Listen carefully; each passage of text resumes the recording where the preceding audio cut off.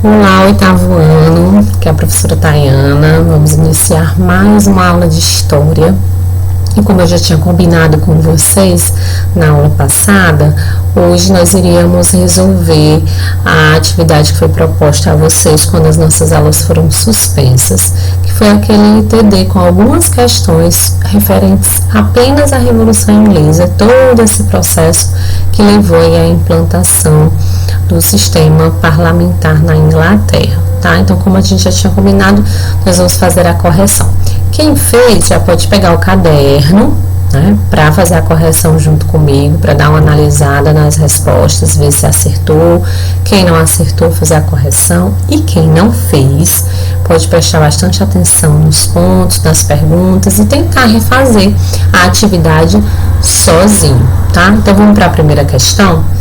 Lembrando que essa atividade, ela continham tanto questões objetivas como essa primeira, como também questões discursivas, que são as questões que são abertas. Então vamos para a primeira questão. Durante o século XVII, ocorreram diversas transformações políticas e econômicas na Inglaterra, que consolidaram como uma potência de projeção mundial nos séculos seguintes. Marque a opção que apresenta corretamente um dos fatores que se encontram na origem dessa posição predominante. Primeiro, a Inglaterra ela vai se destacar bastante no comércio marítimo, tanto que ela vai ficar aí ostentando durante muito tempo o título de Rainha dos Mares. Então, a Inglaterra vai ter um grande destaque nesse controle de rotas marítimas aí na Europa, tá? E alguns pontos vão contribuir para isso. Um dos fatores, é claro, a sua geografia, né? A posição geográfica privilegiada. Então, as suas colônias, as colônias britânicas. Enfim, há uma monarquia muito rica, né? Uma monarquia enriquecida, que tinha uma certa liberdade econômica, que participava das decisões políticas.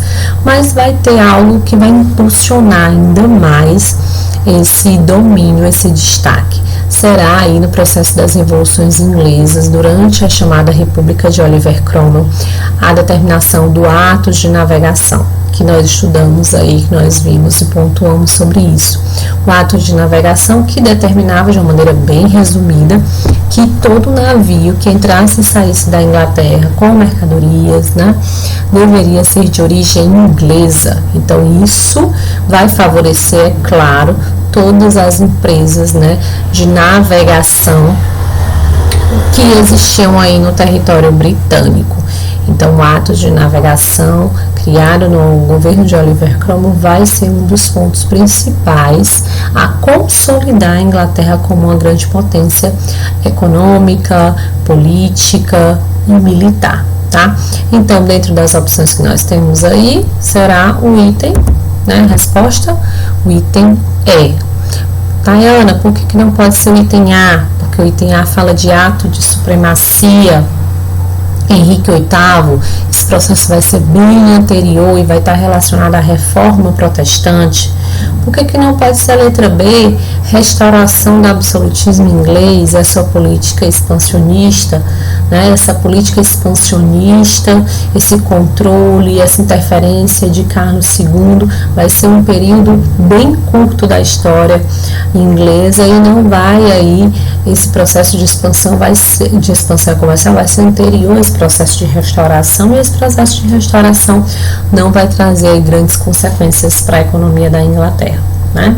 C, ato de tolerância, que vai instituir o catolicismo como religião oficial. O catolicismo não era a religião oficial era a religião anglicana, né? Instituída aí por Henrique VIII. D, a extinção da monarquia parlamentar com a vitória dos liberais, a burguesia na Revolução Gloriosa, jamais, né? Nós já sabemos que a Revolução Gloriosa vai implantar essa monarquia parlamentar. Então, a primeira fica o item E, criação dos atos de navegação durante a República de Oliver Cromwell. Vamos para a segunda, que também é outra questão de marcar, e é uma pergunta bem fácil. A gente acabou de comentar também sobre isso, né? Carlos I é derrotado definitivamente em 1649, né, após ali a Guerra Civil. Nesse ano, Oliver Cromwell assume e vai instaurar que sistema?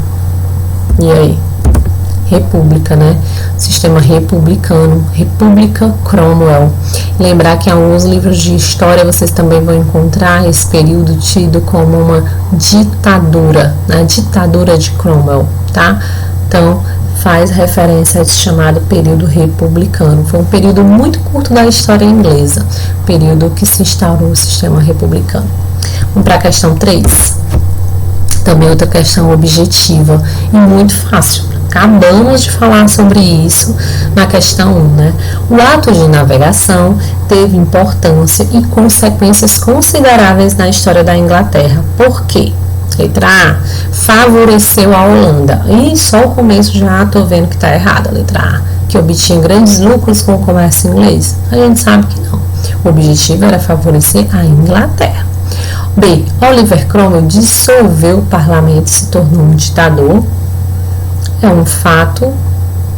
Ele vai controlar bastante o parlamento, né? Mas vamos para a próxima.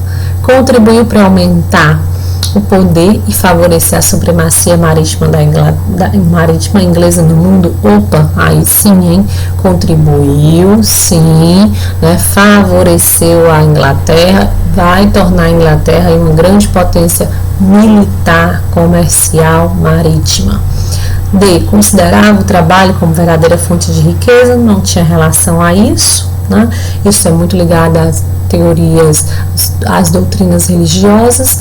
E a E, abolir as práticas protecionistas. É claro que não, o ato de navegação era um ato protecionista que protegia o quê? A economia inglesa. Então, a terceira fica aí o item C de casa.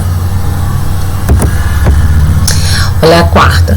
A Declaração de Direitos, assinada por Guilherme de Orange e Maria Stuart, foi o resultado da Revolução Gloriosa, onde os monarcas ficavam obrigados a cumprir as leis determinadas pelo parlamento.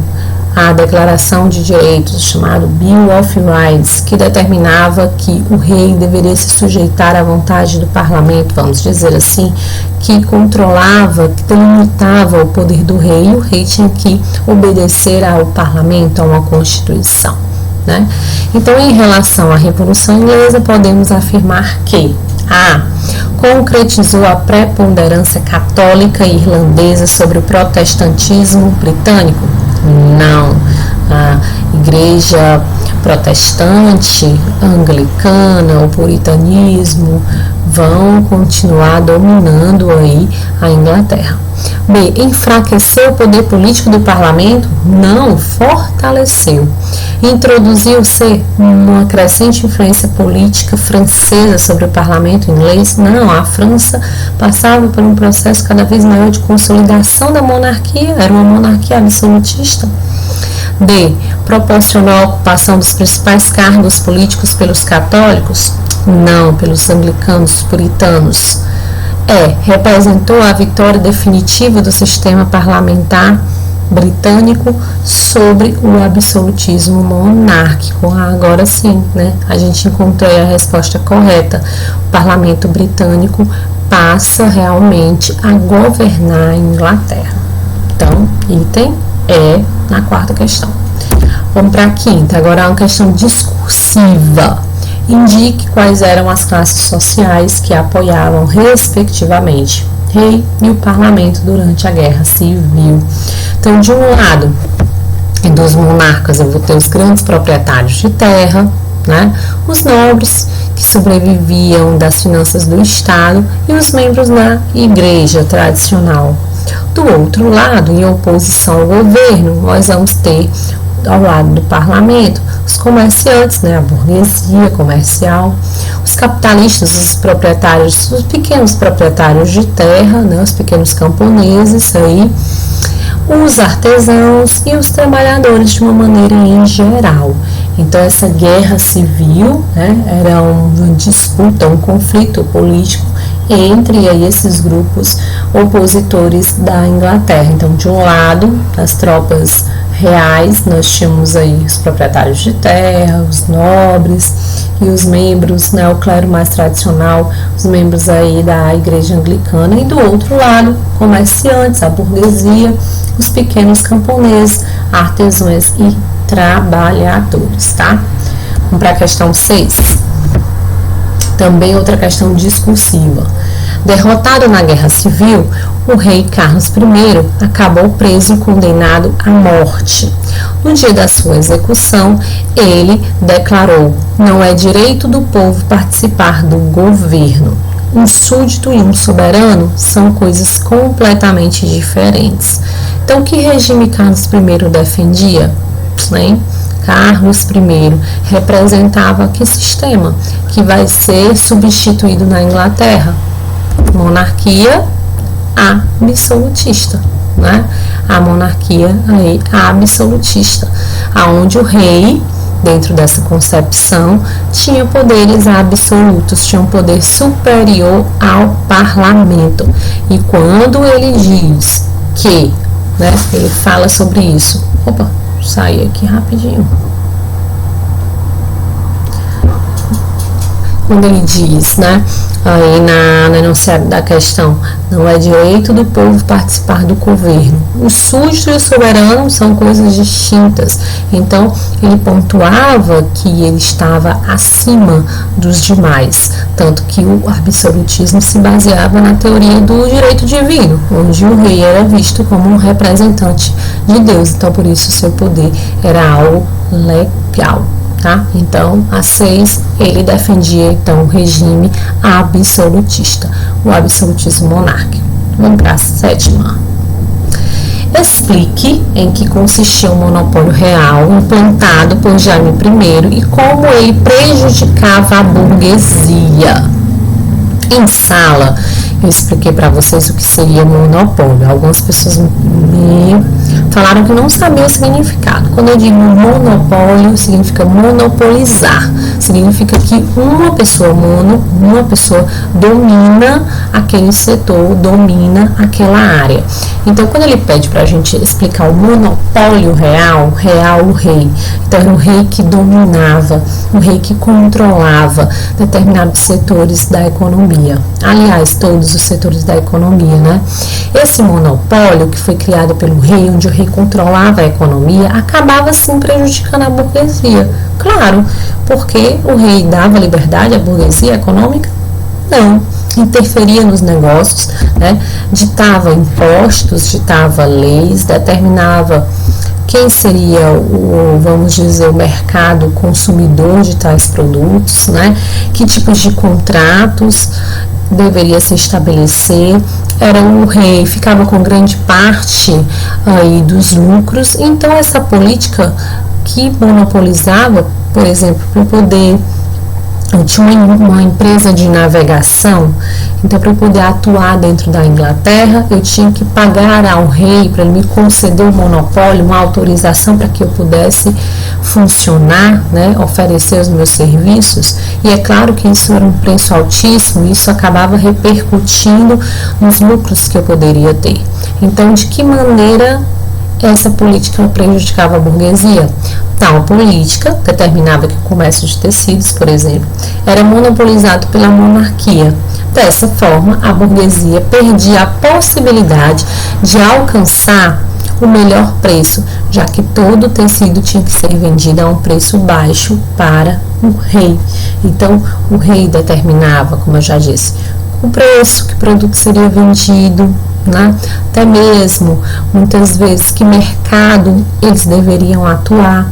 O próprio rei, quando comprava, adquiria tais produtos, sempre estabelecia um preço a ser pago. Então, toda essa interferência do rei na economia prejudicava os negócios, o lucro da burguesia. Gente, então essa foi a nossa última questão, né, do TD que eu tinha proposto a vocês.